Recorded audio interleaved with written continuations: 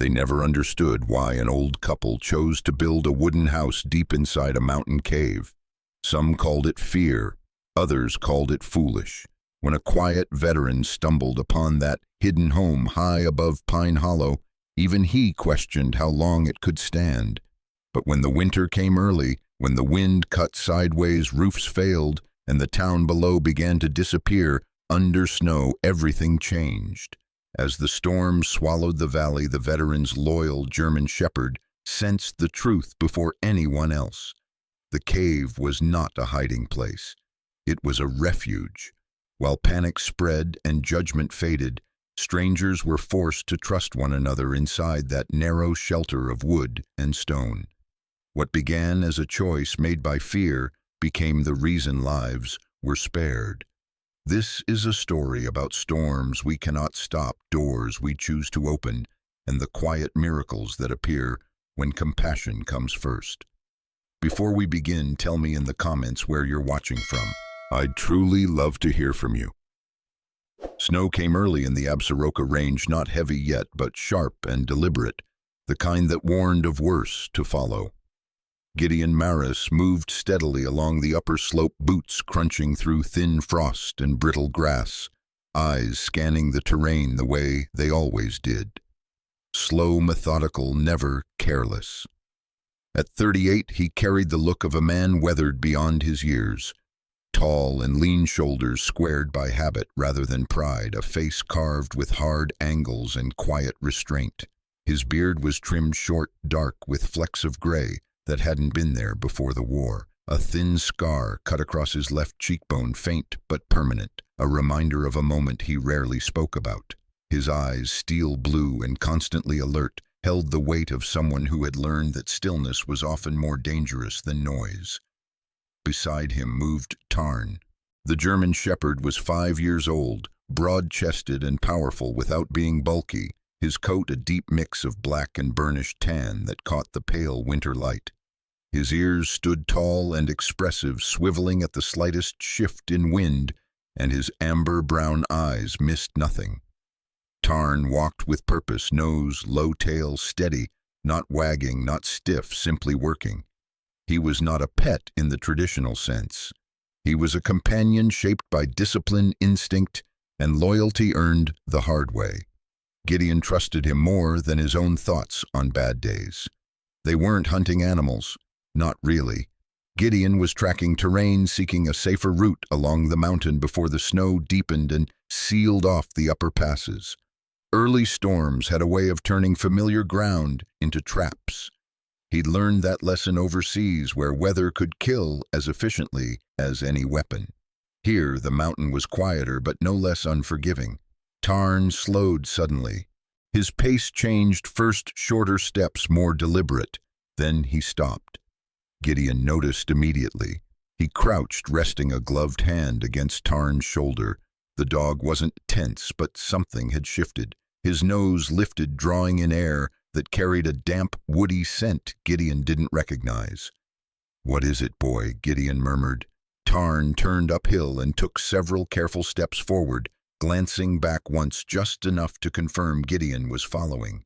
The slope curved sharply there, the rock face darkening as pine trees thinned. Gideon felt it before he saw it, a subtle change in sound, the way wind no longer echoed cleanly.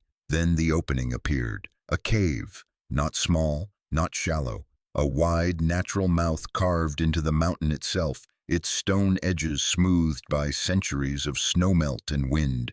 Gideon slowed instinctively. Caves could mean shelter or danger. He scanned for tracks, signs of animals, anything that suggested recent activity. Tarn moved ahead without hesitation, posture calm but focused. Inside the cave, the light changed. Shadows stretched longer, colder. Gideon stepped carefully, boots striking stone instead of soil. Then he froze. There was a house inside the cave. Not a shack, not a crude lean-to. A real wooden house, modest in size but deliberate in construction. Interlocked timber walls glowed a muted yellow-brown under the soft flicker of oil lamps. The roof was sloped and reinforced with overlapping planks. A narrow chimney ran upward into a natural fissure in the cave ceiling, venting smoke efficiently.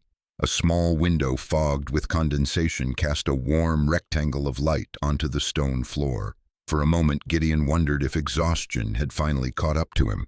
He stepped closer, heart beating slower now, not fear but disbelief. The structure looked lived in, maintained.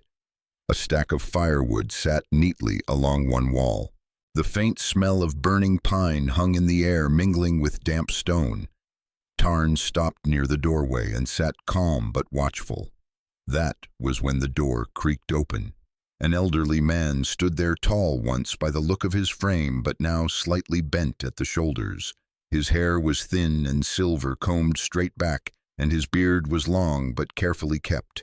His face was lined deeply, not just with age, but with a kind of quiet endurance. His hands trembled faintly as they gripped the door-frame, knuckles swollen and scarred from years of labor. His eyes sharp despite everything, locked onto Gideon with immediate caution. Behind him appeared a woman, smaller, wrapped in a thick wool shawl. Her hair was long and white, braided neatly down her back. Her skin was pale and drawn cheeks hollowed by cold and time. Yet her gaze was steady, observant, and protective. She rested one hand lightly on the man's arm as if anchoring him. "Don't come closer," the man said, voice rough but controlled. Gideon stopped instantly and raised both hands, palms open. "I'm not here to cause trouble." The woman studied him carefully. "Who are you?" "Name's Gideon Maris," he replied. "Just passing through the ridge." The man's eyes flicked briefly to Tarn, then back to Gideon. The dog remained seated, silent, ears alert. "I'm Orrin Halwick," the man said after a pause. "This is my wife, Mavis." Mavis nodded once but didn't speak. Her eyes moved constantly, taking in Gideon's posture, his hands, the way he stood, slightly angled, ready but not aggressive. She noticed everything. "You live here?" Gideon asked, unable to hide the question in his voice. Orrin's jaw tightened. "We do." There was no apology in his tone, no explanation either, just fact. Gideon glanced around again, his trained eye picking up details that unsettled him. The timber joints were solid, but some beams bore hairline cracks. The floor sloped slightly toward the back wall. Moisture darkened parts of the lower logs. The house wasn't failing yet, but it was tired, like its builders. "It's safer than outside," Mavis said, quietly, finally speaking. Her voice was soft but firm, the kind that had once commanded respect without raising volume. "The wind doesn't hit us directly. The stone holds the warmth." Gideon frowned. "But the cold, the moisture?" "We manage," Orrin said, though his breath hitched faintly at the end of the sentence. Silence settled between them, broken only by the crackle of fire from inside the house. Tarn rose slowly and stepped forward, sniffing the air near the threshold. He paused, then looked back at Gideon. The message was clear. Something here wasn't right. Gideon felt it too now, the way the wood creaked subtly as the temperature shifted, the way the cave seemed to exhale cold from unseen cracks. The house wasn't dangerous yet, but it was speaking in small warnings, the kind most people ignored until it was too late. "Mind if I sit?" Gideon asked gently. Orrin hesitated, then nodded, briefly. Gideon lowered himself onto a stone bench near the entrance, careful not to intrude further. Tarn lay at his feet, eyes half-lidded, but alert. "Why a cave?" Gideon asked quietly. Orrin and Mavis exchanged a look, years of shared history passing between them in a single glance. "Because we were tired of rebuilding," Mavis said, "and tired of being afraid." Gideon felt the weight of that settle in his chest. He didn't press further, not yet. Outside, the wind shifted, carrying the promise of deeper snow. Inside the mountain, the wooden house creaked softly, like lungs drawing a careful breath, and Gideon Maris realized this wasn't an accident he'd stumbled upon. It was the beginning of something that would demand his attention, whether he wanted it or not. Gideon did not leave the cave that evening. He told himself it was practical. The light was already thinning the snow outside, sharpening into needles. But the truth sat heavier than convenience. The wooden house inside the mountain unsettled him, not because it existed, but because it was trying quietly and unsuccessfully to survive. Orrin Halwick insisted they were fine. He always did. The old man moved with a stiff dignity, tall despite the bend in his back, his long silver beard tucked neatly into his coat, as if order itself might keep the cold away.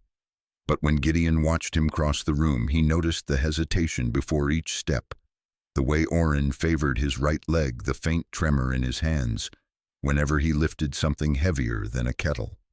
Mavis was sharper, smaller, wiry, her white braid wrapped like a crown at the back of her head. Her eyes missed nothing. She saw Gideon watching the house the same way Tarn did, not as shelter, but as a system under strain. "You see it too," she said quietly while Orrin stoked the fire. It wasn't a question. Gideon nodded. "The house is fighting the mountain instead of working with it." That earned a thin, humorless smile. "That's what Orrin says about people," she replied. The night deepened. Wind slipped into the cave mouth and curled inward, sneaking under the eaves.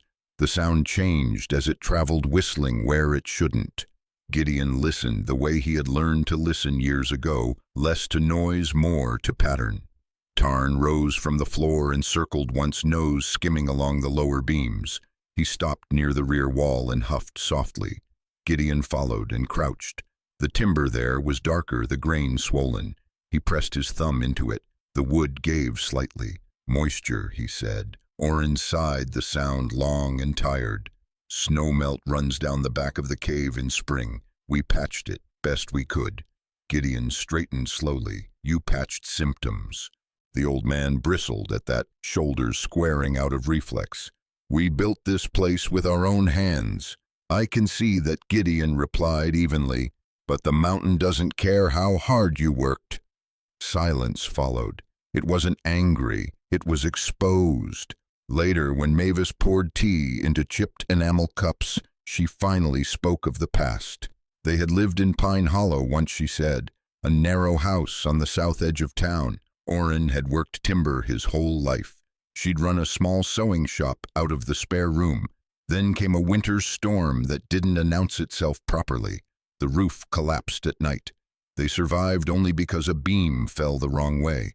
"We lay there till morning," Mavis said, fingers tight around her cup, listening to the wind, promising each other we wouldn't die afraid again. They chose the cave because the wind broke before it reached the interior, because stone didn't panic, but age was its own enemy. Their strength had faded faster than their will. Gideon didn't answer right away. His thoughts drifted uninvited to a different collapse canvas and dust, instead of snow and wood. He pushed it away and stood. "I'll help," he said simply. Orrin looked at him hard. Why? Gideon met his gaze. "Because I know what it sounds like when a structure is about to give, and this one isn't done talking yet." At first light work began. Gideon moved with quiet efficiency, sleeves rolled, breath steady. Tarn shadowed him, methodical, nose to ground, to wood, to stone. Whenever the dog paused, Gideon paused too. They worked like that, one sensing, one deciding. The roof was the worst. Wind from the cave mouth slipped upward, reversing its path, prying at the boards from beneath. Gideon dismantled sections carefully, re-angling the planks, reinforcing them with cross-bracing scavenged from unused beams. Orrin watched, silent pride battling relief. The support posts near the rear wall told another story. Damp rot crept from the base upward, slow but relentless. Gideon replaced what he could, lifting the structure inch by inch with leverage instead of strength. He slid flat stones beneath the posts, raising them off the wet ground. Mavis stood nearby, handing him tools, her movements precise despite the stiffness in her fingers. She never complained, she never asked him to slow down. Tarn alerted twice, once to a section of wall that sounded hollow, another time to a narrow channel where meltwater would pool when temperatures shifted. Gideon cut a shallow trench, guiding water away from the foundation and into a natural groove in the cave floor. By afternoon, sweat cut cold lines down Gideon's spine. His hands ached, not from weakness, but from memory. Building had always been easier than talking. Structures made sense. People rarely did. You do this like you expect things to fail. Orrin remarked quietly. Gideon didn't look up. I do this like failure is expensive. Orrin considered that, then nodded once. As the day wore on, the house changed, not dramatically, not magically, but subtly. The creaks softened, the drafts shifted. The building stopped fighting and started settling. That night the fire burned steadier. Mavis slept in her chair, chin resting against her chest. Orrin sat across from Gideon, studying him with an expression that carried both gratitude and unease. You don't stay anywhere long, do you? Orrin said. Gideon hesitated. I stay until things hold. Outside the cave, snow began again, thicker now, more intentional. Tarn lifted his head, ears twitching, then relaxed slightly. The house held, but Gideon felt it too. The pressure changed the promise in the air. This was only preparation weather, the kind that arrived before something far less forgiving. He stayed another day, then another morning. By the time he finally shouldered his pack, the house stood stronger, but not finished. Orrin clasped Gideon's forearm with both hands, grip firm despite the shake. You gave us time, the old man said. That's more than we had. Gideon nodded once. Tarn waited at his side, eyes already scanning the path back down the ridge. As they stepped out of the cave, Gideon glanced back. The wooden house glowed faintly, behind stone and shadow, still vulnerable, but no longer alone. And somewhere below, unseen and unheard, weather was gathering its weight. The temperature fell in a single afternoon, not gradually, but with intent, as if the mountain had decided winter no longer needed permission. By the time Gideon Maris descended the ridge toward Pine Hollow, the sky had flattened into a hard metallic gray. Clouds stacked low and fast, pressing down on the valley like a closing lid. The wind cut sideways, sharp enough to sting exposed skin, carrying snow that hadn't yet learned to fall straight. Tarn stayed close at Gideon's left broad shoulders, leaning subtly into the gusts. Ears pinned just enough to tell Gideon the dog was measuring danger rather than fearing it. Gideon had planned to drop supplies at the edge of town and turn back before dark. That plan lasted less than a mile. Pine Hollow emerged from the blowing white in broken pieces, roofs bending, fences collapsing inward, loose boards cartwheeling through the air like thrown knives. The town was small, mostly rough timber houses built by people who trusted mild winters and learned too late that mountains didn't care about optimism. Power lines sagged and then snapped, vanishing into snowdrifts with a dull hiss. Somewhere a generator coughed and died. Gideon stopped near the general crossroads, shoulders squared against the wind. His eyes moved fast, cataloging failure points the way he always did, under pressure. The storm wasn't just strong, it was directional, slamming the southern edge of town head-on, exploiting every structural weakness. A man stumbled out of the white, waving both arms. "Help!" he shouted, voice already shredded by cold. "Please, someone." Gideon moved before thinking. Tarn surged ahead, barking once sharp and focused.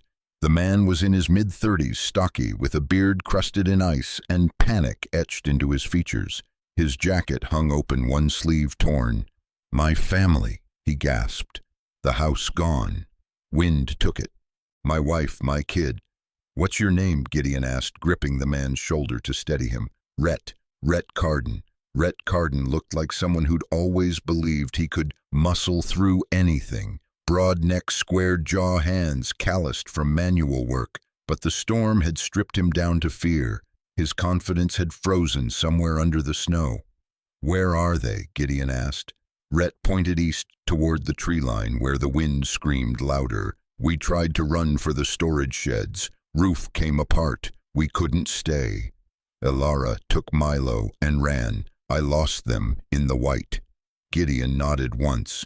"Stay here. Face into the wind. Don't move." He turned to Tarn, crouched, and met the dog's eyes. "Find." Tarn didn't hesitate. He plunged into the storm, nose low, body angled to cut resistance.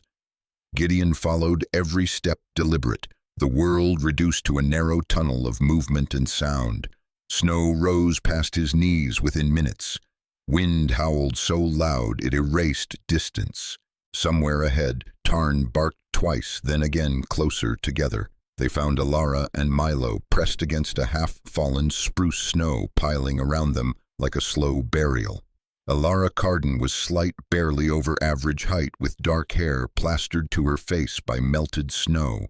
Her skin had gone pale blue around the lips, but her arms were locked fiercely around her son. Milo was 7, thin, shivering violently, his small face red and raw from cold. His eyes were open but unfocused, breath coming in shallow gasps. Gideon dropped to his knees beside them. "I've got you," he said, voice steady, loud enough to cut through the wind. "You're not alone." Alara looked up, eyes glassy but alert. "Rhett, he's alive," Gideon said. "He sent me." That was enough to break whatever was holding her upright. Her shoulders sagged. Tarn pressed against Milo, immediately warm and solid, licking the boy's cheek until he blinked and coughed. Gideon worked fast. He wrapped an emergency blanket around Milo first, then another around Alara, securing them against the wind. His hands moved on instinct memory, guiding him through chaos. "Can you stand?" he asked. Alara nodded weakly. "I think so." "We don't go down," Gideon said. "We go up." She stared at him. "Up the mountain?" "Yes." The wind screamed its objection. Gideon ignored it. Going uphill into a storm went against common sense, but not against experience. The cave house sat on the lee side of the ridge, shielded from direct impact. Down here, Pine Hollow was being skinned alive. They moved in short bursts. Tarn led, stopping often to confirm direction, to wait for Milo's shorter steps. Gideon carried the boy when his legs failed, ignoring the burn in his own muscles. Snow-thickened darkness fell faster than the clock allowed. The storm swallowed sound, swallowed time. At one point, Alara stumbled. Gideon caught her before she went down. Her hands were numb, her fingers clumsy with cold. "I'm sorry," she whispered. "I'm slowing you down." "You're still moving," Gideon said. "That's all that matters." Behind them, Pine Hollow vanished into white. By the time they reached the cave, Gideon's shoulders ached, and his breath came sharp and metallic. Tarn barked once at the entrance. Light spilled out, warm, steady. The door opened before Gideon could knock. Mavis Hulwick stood there, shawl wrapped tight, eyes sharp despite the hour. She took in the scene instantly, the child. The woman, the frost clinging to Gideon's beard. "Inside," she said, stepping back. "Now." Oren rose from his chair as they entered, moving faster than Gideon had seen him move before. Good Lord, the house held, the fire roared, the storm screamed helplessly against stone. Rhett arrived 20 minutes later, half carried by Gideon, after the man refused to stay behind. The moment he saw Alara and Milo, something in him broke loose. He collapsed to his knees, hands shaking as he pulled them close. "Thank you," he kept saying, voice cracking. "Thank you." Gideon nodded once and turned away. Gratitude made him uncomfortable. He focused instead on the sound of the house, the way the beams settled, the way the wind changed pitch outside. Tarn lay beside Milo, one paw draped protectively across the boy's leg. Night deepened. The storm worsened. Snow slammed against the cave mouth with a violence that felt personal. The mountain groaned, but the house did not. Oren fed the fire steadily. Mavis checked hands and feet for frostbite, with the calm authority of someone who had cared for others long before fear entered the room. Alara sat close to the wall, arms wrapped around herself.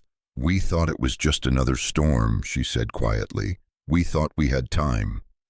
Gideon didn't answer. He watched Tarn instead. The dog's ears twitched, tracking shifts in wind pressure. He wasn't relaxed, but he wasn't alarmed either. The shelter was working. Hours passed like that, breath to breath, gust to gust. Outside, Pine Hollow took the full weight of the storm. Inside, the cave house became something else entirely. Not a hiding place, a refuge. Just before dawn, the wind shifted again, climbing higher up the ridge. Gideon felt it before he heard it, the subtle release of pressure. He stood slowly. "The worst has passed," he said, not loudly, but with certainty. "Rhett, looked up. Our house. Gideon met his gaze. We'll deal with what's left. After daylight. Tarn rose and stretched, then returned to Milo's side, tail thumping, once tired but resolute. The storm still howled outside, but its teeth were dull now, and Pine Hollow, buried and broken below them, had not taken everything. Gideon knocked once, then waited, the sound swallowed by wind before it could echo. Snow pressed sideways across the cave mouth like a living wall, and the night pressed with it, dark and impatient. Tarn stood shoulder to knee with him, broad chest angled into the gale, amber eyes lifted toward the timber door as if he could will it open. Gideon's pack straps cut into his shoulders. Milo's weight lingered in his arms even after he set the boy down to catch his breath. He raised his hand again to knock, then stopped. The hinges creaked. Mavis Halwick opened the door only a hand's width at first. Lamplight spilled across the stone, warm and narrow, outlining her small frame wrapped in wool. Her white braid rested against her collarbone, neat even now. Her eyes moved quickly. Gideon's face, Tarn's posture, the figures behind them half lost in snow. She saw the shaking first. The child's teeth chattered in an uneven rhythm that told her more than words could. "Please," Gideon said, "not loud, not soft, steady, just for the night." Behind Mavis, Orrin stood with his long coat buttoned, wrong beard, tucked posture, proud despite the tremor in his hands. He hesitated, pride braced against fear. "We don't have much," he said. "I know," Gideon replied. "We'll make it enough." The wind howled, finding every crack it could test. Milo whimpered, small and involuntary. Mavis's face changed, then, not dramatically, not with tears, just a tightening around the eyes, a decision made. She opened the door wide. Inside. Now they crossed the threshold together, strangers carrying each other's weather. The house answered with heat and creak, the honest sounds of wood doing its job. Orrin moved to the stove without a word and fed it 2 split logs, the fire responding like a creature that recognized him. Ilara staggered, knees weak. Gideon guided her to the bench, hands sure. Rhett hovered useless with fear until Gideon gave him a task. "Boil water," Gideon said. "Slow, don't rush it." Rhett nodded, clung to the instruction like a rope. He was still stocky, still broad through the shoulders, but his jaw had softened, the storm carving humility into the angles of his face. Ilara sat hunched, dark hair plastered to her cheeks, eyes bright and exhausted. Gideon wrapped her hands in cloth and placed them near the stove, watching color return by degrees. Tarn lay down beside Milo and curved his body along the boy's shivering spine, a living barrier. His coat steamed faintly where snow melted. Every few breaths he lifted his head to listen, ears swiveling to the cave mouth, then settled again, chin heavy on the stone. Milo's fingers curled into Tarn's fur, trusting without questions. Mavis set cups on the table, enamel-chipped rims warm.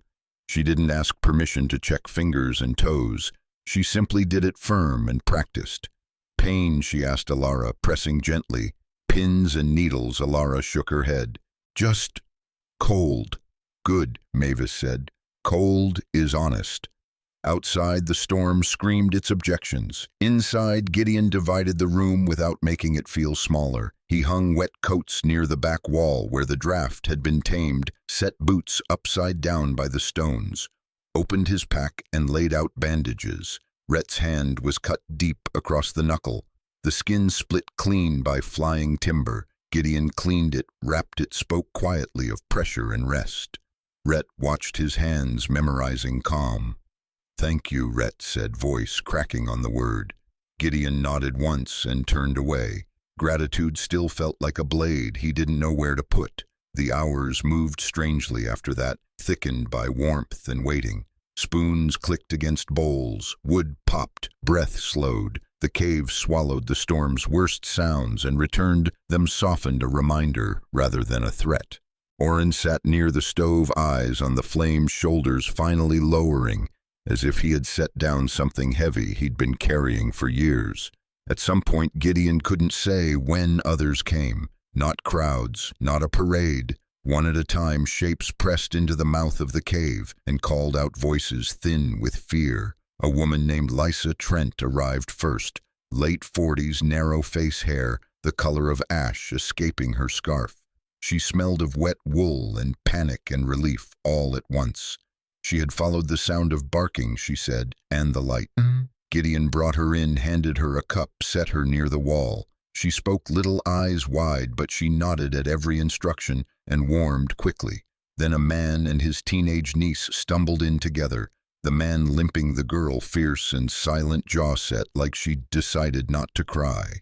Gideon gave the man a place to sit, checked the ankle, told the girl where to put wood. She did it without complaint, shoulders squared, hair braided tight as if control itself could keep the storm at bay. No one argued about space. No one asked how long they could stay. Mavis's house had rules without speeches. Do your part, don't waste heat, listen. Oren added wood when the stove asked for it and not before. Gideon's presence set the rhythm. Tarn's listening kept it honest. The storm tested them again near midnight, throwing its weight at the cave mouth in a sudden surge that rattled the timber. A gust punched through, carrying a knife of cold. Milo startled awake. Tarn rose at once, blocking the draft body angled to take it. Gideon was on his feet, hands already moving to seal the gap, adjusting a brace he'd set days before. The house answered by holding. The gust passed, disappointed. Alara watched Gideon work, eyes following the economy of his movements. "You don't panic," she said. "I do," Gideon replied. "I just don't let it drive." The words surprised him as he said them. Mavis heard and nodded a small approval. Near dawn, when the storm's voice finally dropped from a scream to a rasp, the room settled into a fragile peace. People slept where they could, backs to walls, knees drawn, heads resting on molded coats. Gideon sat against the timber he'd reinforced, eyes open, counting breaths the way he had learned to count seconds. Tarn slept with one ear, lifted, a habit that never left him. Rhett woke once and stared at the ceiling, then at Gideon. "We judged this place," he said softly, as if confession might break it. "We laughed about the cave house." Gideon didn't answer. He watched the flame. Judgment felt small in the face of warmth, earned the hard way. Morning crept in, pale and cautious. The storm loosened its grip without apology. Outside, Pine Hollow would be changed. Gideon could feel it like a bruise before it showed. Inside, the house breathed beams settling with the soft sounds of work well done. Mavis rose, first careful not to wake the sleepers. She looked around the room, at coats steaming, at strangers made neighbors by necessity, at Tarn's steady flank rising and falling under Milo's hand. She met Gideon's eyes. "It won't be just one night," she said. "I know," Gideon replied. She smiled, then the lines of her face easing. "Good," she said. "We'll manage." Gideon believed her, not because the storm had passed, but because the house had learned something new.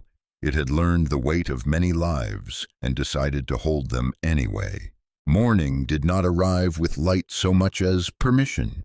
The storm loosened its grip by degrees, backing away from the ridge without apology, leaving behind a silence that rang in the ears. Gideon Maris stepped out of the cave house and tasted the air. It was colder than before, cleaner too, scraped raw by wind. Snow lay everywhere, smooth in some places, torn and ridged in others, like a wound that had scabbed unevenly. Tarn stood beside him, 5 years of disciplined vigilance in his stance, amber eyes scanning downslope. The dog's coat was dulled with frost, but his tail moved once, a measured signal. The danger had shifted, not ended. They went down together. Pine Hollow appeared in fragments. First, the top of a leaning fence, a mailbox bent flat, the corner of a roof pressed into the snow as if trying to hide. As Gideon descended, the damage assembled itself into a hard truth. Houses built light for easier winters had paid for it. Roofs had folded. Walls had split where joints were weak. Roads were choked with drifted snow and snapped limbs. The town looked like it had been grabbed and shaken, until the soft parts fell away. People moved slowly, stunned but alive. They gathered in small knots, voices low, hands busy without direction. Gideon didn't announce himself. He took stock. He assigned tasks quietly the way he always had, without drama, without the need for agreement. Clear a path here, mark that porch as unsafe, keep the fire barrel fed. He handed off what he carried, took what he needed. Tarn ranged ahead, nose down, then back again, checking on people the way he checked. Terrain pressing his shoulder briefly into a thigh, here a knee, there, counting always, counting.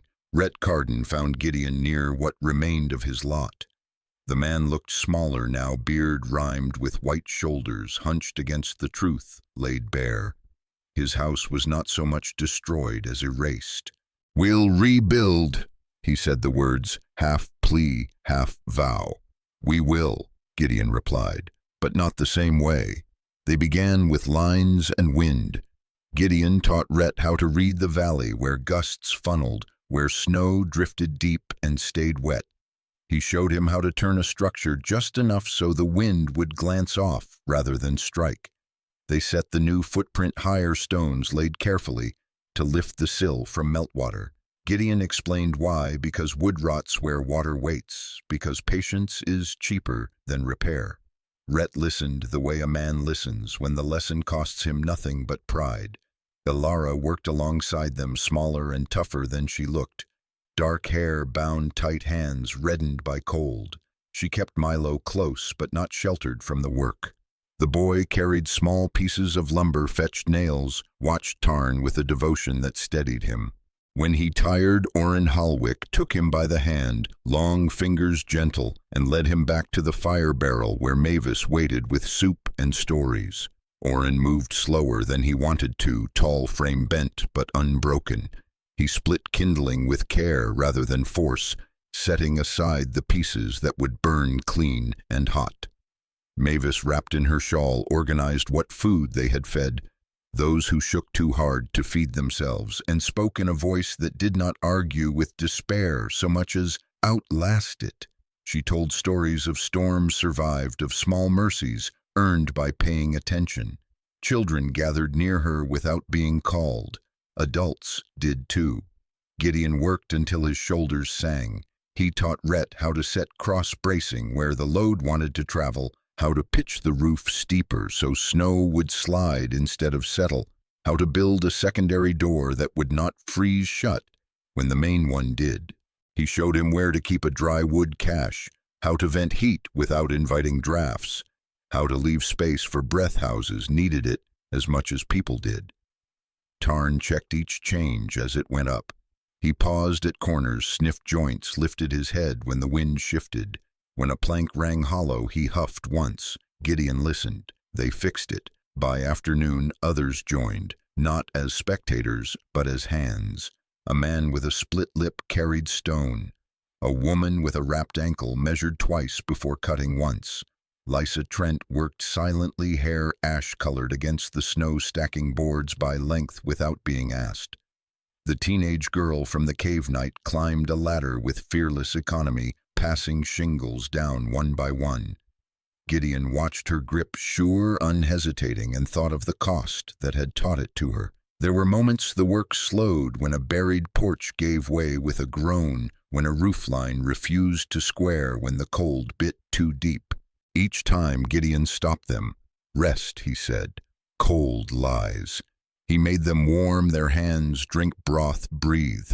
The town learned that rebuilding was not a race. It was a series of correct decisions made in the right order. As the day waned, the first structure stood sound. Not beautiful, honest. Rhett leaned against a post and laughed once, a startled sound. "It's stronger than before," he said. "It will be," Gideon answered, "if you keep listening." The listening spread. People asked questions. They wanted to know why this angle, why that joint. Gideon explained without condescension. He spoke of load paths and snow sheds, of wind shadows and melt lines. He did not speak of war. He did not need to. The discipline carried over cleanly. When evening came, the cold returned with teeth, but the work did not stop. Fires were fed, Lights were hung. The new house held heat the way the cave house had taught it to. Milo fell asleep on a pile of folded blankets with Tarn's head resting across his boots, the dogs breathing slow and sure. Later, when the valley dimmed and the ridge took on its bruised purple, the town gathered without being told. Not for speeches, for acknowledgement. Orin stood with Mavis' shoulders touching pride set aside like a coat no longer needed. Rhett cleared his throat and failed to find words. Alara stepped forward instead, took Gideon's hand, pressed it briefly, and let go. Gratitude passed between them like a current needing no ceremony. Someone hammered a sign into the snow near the path that led up to the cave. It wasn't ornate. It wasn't loud. The letters were carved deep enough to last Maris' watchdoor open. Gideon saw it and felt something loosen that he hadn't known was tied. He went back up the ridge, at dusk Tarn at his side. The cave house glowed as it always had, a steady warmth set into stone. Children waved, adults nodded. The mountain stood scarred but quiet, its lesson delivered. Gideon sat on the threshold and watched the valley breathe. He did not feel watched anymore. He felt placed. Tarn leaned into his leg weight, familiar grounding. Gideon rested his hand on the dog's neck and listened to the wind moving where it should, to wood settling where it belonged, to people below finding their feet again. Safety, he realized, was not the absence of storms. It was the presence of hands willing to build for one another when storms passed. In the end, the storm was not the miracle. The survival was not the miracle. Even the strong hands that rebuilt what was broken were not the miracle. The miracle was this, that when fear tried to turn people inward, God gently turned them toward one another. A door opened in a mountain when it mattered most. Hands that once shook learned how to steady others. A loyal dog listened when humans could not, and a man who wanted to disappear was placed exactly where he was needed. Sometimes God does not stop the storm. Sometimes he builds a shelter before it arrives. Sometimes he sends wisdom instead of strength, community instead of comfort, and a quiet nudge that says stay, help, listen. In our daily lives, we may not face blizzards or collapsing roofs, but we all face moments when something breaks, a home, a relationship, a hope, a sense of direction. And in those moments, the greatest protection is rarely walls or plans. It is compassion. It is choosing to open the door. It is becoming shelter for someone else. If this story touched your heart, take a moment to share it with someone who might need a reminder that they are not alone in their storm. Leave a comment below, just a word, a prayer, or a quiet, "I was here." And if you would like more stories of courage, loyalty, healing, and second chances guided by faith and hope, please subscribe and stay with us. May God bless you and your loved ones. May He protect your home, steady your hands, and place people in your life who will stand with you when the wind grows loud. Thank you for listening. God bless you.